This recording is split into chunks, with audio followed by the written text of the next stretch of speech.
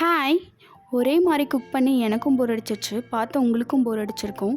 அதனால இன்றைக்கி கொஞ்சம் டிஃப்ரெண்ட்டாக, ஹெல்த்தியாக ட்ரை பண்ணலான்னு சொல்லி நான் பண்ண ரெசிபி தான் Mexican burrito chicken rice Pavul. நீங்கள் ஃபிட்னஸ் ஃப்ரீக், ஹெல்த்தியாக சாப்பிட்ணுன்னு நினச்சிங்கன்னா கண்டிப்பாக இந்த பவுல் ட்ரை பண்ணலாம். இதில் ப்ரோட்டீன்ஸ் இருக்குது, கார்ப்ஸ் இருக்குது, ஃபைபர்ஸ் இருக்குது. ஒரு பேலன்ஸ் மீல் சாப்பிட்ட திருப்தி கண்டிப்பாக நமக்கு கிடைக்கும். வாங்க இது எப்படி செய்கிறதுன்னு பார்த்துடலாம்.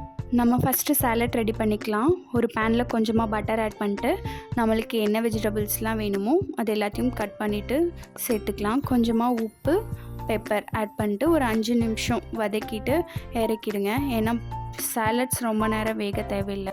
நெக்ஸ்ட்டு சிக்கன் ரெடி பண்ணிக்கலாம். நான் சிக்கன் பிரெஸ்ட் பீஸ் எடுத்திருக்கேன். உங்களுக்கு எந்த சைஸில் சிக்கன் வேணுமோ அந்த அளவுக்கு கட் பண்ணி க்ளீன் பண்ணி எடுத்துக்கோங்க. உப்பு, பெப்பர், ஆரிகனோ இது மூணையும் மேலே ஸ்ப்ரிங்கிள் பண்ணிட்டு ஈவனாக ஸ்ப்ரெட் பண்ணிவிட்டு கார்ன்ஃப்ளவர் மாவில் நல்லா கோட் பண்ணி எடுத்துக்கோங்க. இப்போ ஒரு பேனில் கொஞ்சமாக பட்டர் ஆட் பண்ணிவிட்டு நம்ம கோட் பண்ணி வச்சுருக்க சிக்கன் எல்லாத்தையும் இதில் போட்டுக்கலாம். 2 சைடும் சிக்கனை நல்லா குக் பண்ணிக்கலாம். இப்போது சிக்கன் வெந்துருச்சு. இது ஒரு சைடு இருக்கட்டும். இப்போ கோக்கமல்லி செஞ்சுக்கலாம். ஆஃப் லெமன் ஸ்வீஸ் பண்ணி எடுத்துக்கோங்க. நல்லா பழுத்த அவகேடோவை எடுத்துக்கோங்க. அப்போ தான் நம்ம ஈஸியாக ஸ்மாஷ் பண்ண முடியும். ஆனியன், டொமேட்டோ ரெண்டையும் நல்லா சாப் பண்ணி ஆஃப் எடுத்துக்கோங்க. ஒரு க்ரீன் சில்லியை நல்லா சாப் பண்ணி எடுத்துக்கோங்க. கொஞ்சமாக குமின் பவுடர், உப்பு எல்லாத்தையும் மிக்ஸ் பண்ணிட்டா கோக்கமல்லி ரெடி.